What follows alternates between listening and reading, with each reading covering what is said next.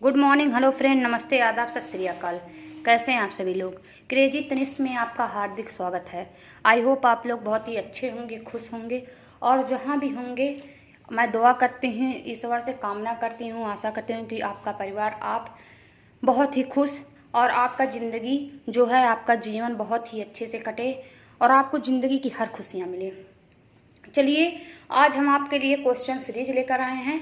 जैसा कि हम आपको पहले ही बता चुके हैं कि जो क्वेश्चन मैं पढ़ा, यानी मैंने जितने भी टॉपिक आपको पढ़ाए हैं, उसके बाद अब जो क्वेश्चन का सीरीज लेकर आ रही हूँ वो भी अपने हाथ से लिखा हुआ लेकर आ रही हूँ। और किस तरह क्वेश्चन पूछा जा सकता है एग्जाम में आपके बीएड बीटीसी में, वन लाइनर क्वेश्चन, और किस तरह बन सकते हैं। तो चलिए, आज यानी हम सैटरडे और संडे को 2 दिन आप लोगों के लिए क्वेश्चन सीरीज लेकर आएंगे। चलिए देखते हैं कि आज हमने क्वेश्चन आपके लिए क्या लेकर आए हैं। हमने जो आपको समाज पढ़ाए हैं, समाज परिवर्तन पढ़ाए हैं, और समाज जो व्यक्तित्व का उद्देश्य था और समाज का उद्देश्य है, उसके समक्ष आपके सामने कुछ क्वेश्चन लेकर आए। तो क्वेश्चन क्या है हमारा, वो देखते हैं। शिक्षा किस धातु से मिलकर बना है। आपको क्वेश्चन पूछ सकता है कि शिक्षा किस धातु से मिलकर बना है।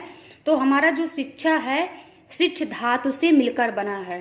शिक्षा जो है शिक्ष धातु से मिलकर बना है, जिसका अर्थ होता है, यानी शिक्षा का क्या अर्थ है, ये भी आपसे क्वेश्चन पूछेगा। शिक्षा का अर्थ क्या है, तो आप बताएंगे शिक्षा का अर्थ है सीखना या सिखाना।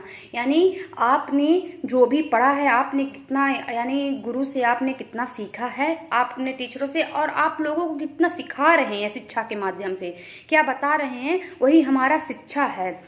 शिक्षा क्या है, शिक्षा क्या है, आपसे क्वेश्चन पूछ सकता है शिक्षा क्या है।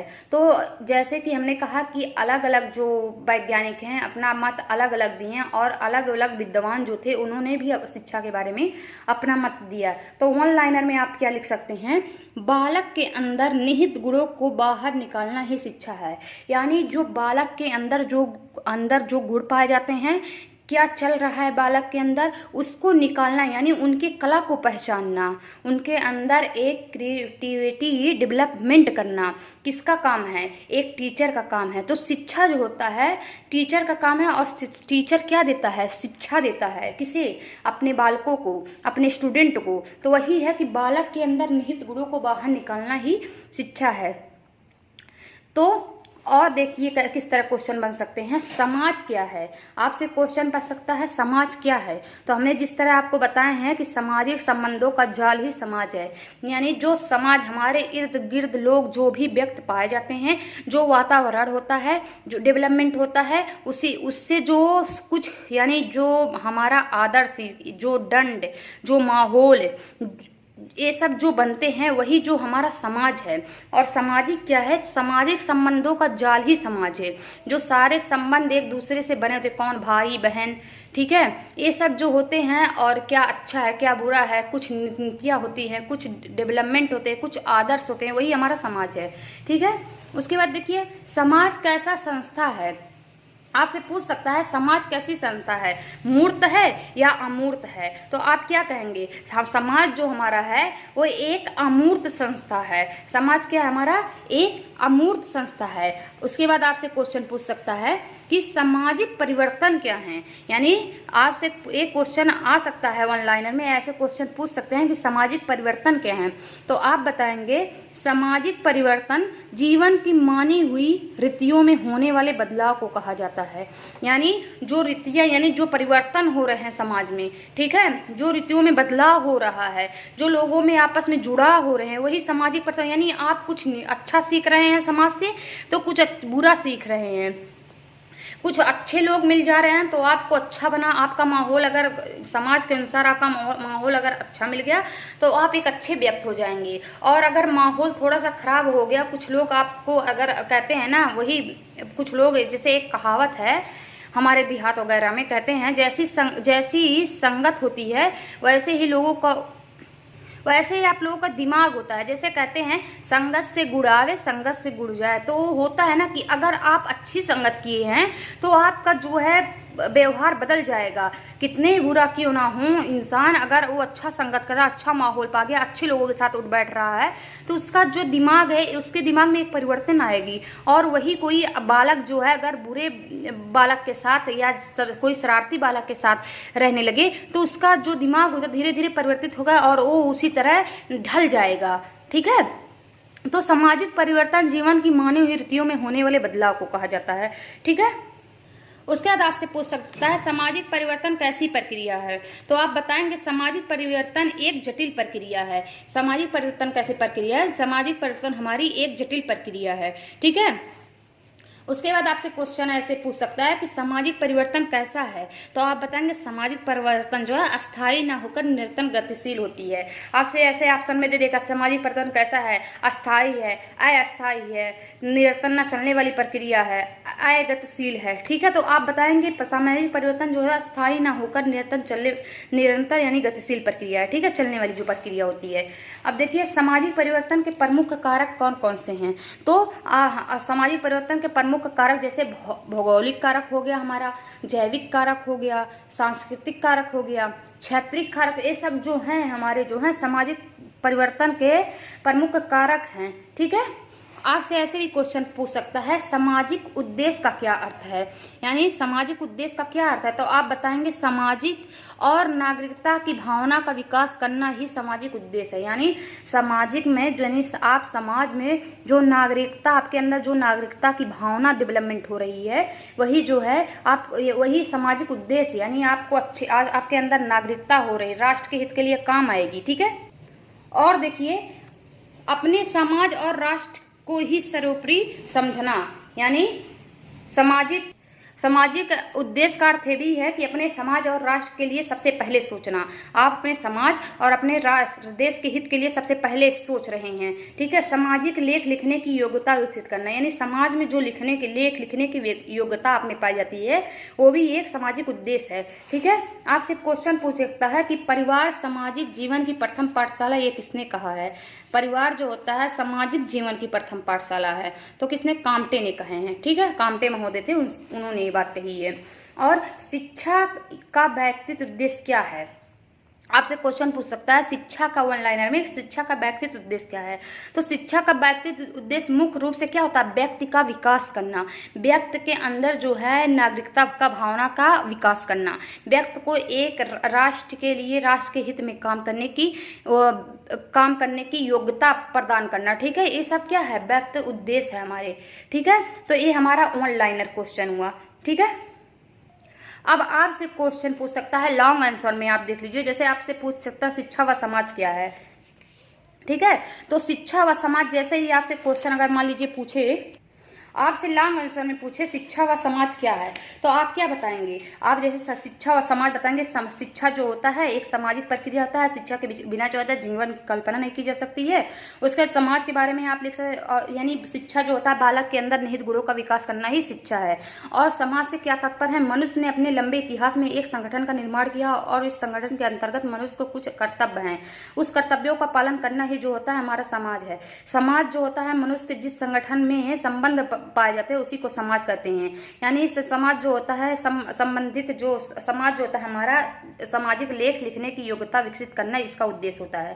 समाज की विशेषता व गुण बताइए, तो आप बताएंगे समाज एक अमूर्त संस्था है, समाज के सदस्यों को परस्पर निर्भरता विद्यमान होती है। तीसरा पॉइंट आप बताएंगे समाज में व्यक्तित्व के संबंध में केवल सकारात्मक ही नहीं बल्कि नकारात्मक भी होते हैं। चौथा पॉइंट आप बताएंगे गुण में कि समाज जो होता है पारस्परिक संबंधों का कुंज है। पांचवा बताएंगे समाज में समानता और असमानता दोनों प्रकार के पाई जाती है।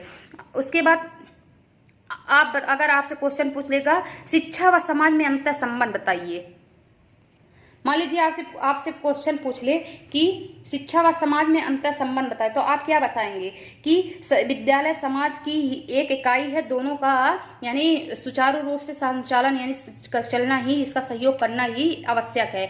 इसलिए विद्यालय व समाज में पारस्परिक अंतर संबंध होते हैं, अर्थात जिस समाज में जैसे आदर्श होंगे उस समाज के शिक्षा भी वैसी होगी। यानी आप जिस समाज में रहेंगे आपको वैसे शिक्षा भी वैसी ही होगी, उसके अनुरूप उससे बिल्कुल विपरीत कुछ नहीं होगा। जैसे समाज जैसी होगी वैसे ही आपकी शिक्षा होगी, और जैसे शिक्षा होगी वैसे ही आपका समाज होगा। ठीक है, तो ये आप बताएंगे। और समाज को प्रभावित करने वाले कारक अगर पूछे तो आप बताएंगे शिक्षा को प्रभावित करने वाले कारक या समाज को प्रभावित करने वाले कारक, जैसे परिवार हुआ, समाज हुआ, विद्यालय हुआ, राज्य हुआ। ठीक है, और फिर आप बता सकते हैं जो जन संचार के रूप में जो साधन पाए जाते हैं, ये हुआ। और आपसे अब क्वेश्चन पूछ सकता है, अगर आपसे क्वेश्चन शिक्षा के सामाजिक परिवर्तन के बारे में बताएंगे तो आप बताएंगे सामाजिक परिवर्तन क्या है। साधारण अर्थों में जो परिवर्तन से हम क्या आशा है कि समाज की संरचना में होने वाली बदलाव को ही क्या कहते हैं, सामाजिक परिवर्तन। यानी समाज की संरचना में होने वाले बदलाव को सामाजिक परिवर्तन कहते हैं। आप फिर बताएंगे कि जो एक वैज्ञानिक जो हमारे एक महोदय थे गिरपिन के अनुसार के सामाजिक परिवर्तन जीवन को मानी हुई रीतियों में होने वाले बदलाव को कहा जाता है, चाहे यह बदलाव भौतिक दशा, सांस्कृतिक साधनों, जनसंख्या की संरचना, सिद्धांतों में बदलाव, आविष्कारों के परिणाम स्वरूप हुए हों। ठीक है, तो एक गिरपिन महोदय ने कहे हैं। और सामाजिक परिवर्तन की प्रक्रिया क्या है, तो व्यक्ति के अनुभवों में परिवर्तन। जैसे कि आप देख सकते, अगर आपसे पूछे कि सामाजिक परिवर्तन की प्रक्रिया क्या है तो आप बताएं व्यक्ति के अनुभवों में परिवर्तन, व्यक्ति की आवृत्ति में परिवर्तन, और व्यक्ति के विचार प्रतिरूपों में परिवर्तन, और सामाजिक संबंधों में परिवर्तन, सामाजिक संरचना में परिवर्तन, सामाजिक परिवर्तन। ठीक है, और इसकी अगर विशेषताएं पूछे तो आप विशेषता बता दीजिए कि सामाजिक परिवर्तन जो होता है एक अमूर्त संस्था होता है। सामाजिक परिवर्तन के स्वरूप, स्थिति आदि में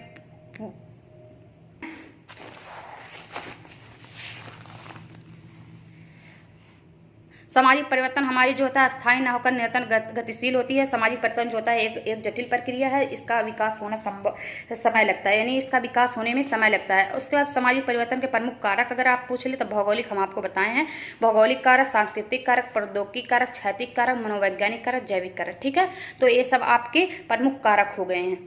अगर आपसे लॉन्ग आंसर में अगर क्वेश्चन आपसे पूछता है कि शिक्षा के व्यक्तित्व यानी शिक्षा के जो है व्यक्तिक सामाजिक उद्देश्य बताइए, तो आप क्या बताएंगे शिक्षा के व्यक्तिक सामाजिक उद्देश्य। अगर व्यक्तिक सामाजिक तो बताएंगे व्यक्ति और समाज का आपस में घनिष्ठ संबंध है, व्यक्ति से ही समाज बनते हैं और समाज के अभाव में व्यक्ति का कोई अस्तित्व नहीं पाया जाता। कुछ विद्वान समाज को अधिक महत्व दिए हैं और तो कुछ विद्वान जो होते हैं व्यक्ति को अधिक महत्व दिए हैं। और शिक्षा का अगर सामाजिक उद्देश्य व्यक्तिक उद्देश्य पूछेंगे तो आप इसमें क्या बताएंगे, आप इसमें बताएंगे शिक्षा के व्यक्तिगत उद्देश्य के अंतर्गत यह स्वीकार किया जा सकता है कि शिक्षा का उद्देश्य मुख्य रूप से व्यक्ति का विकास करना।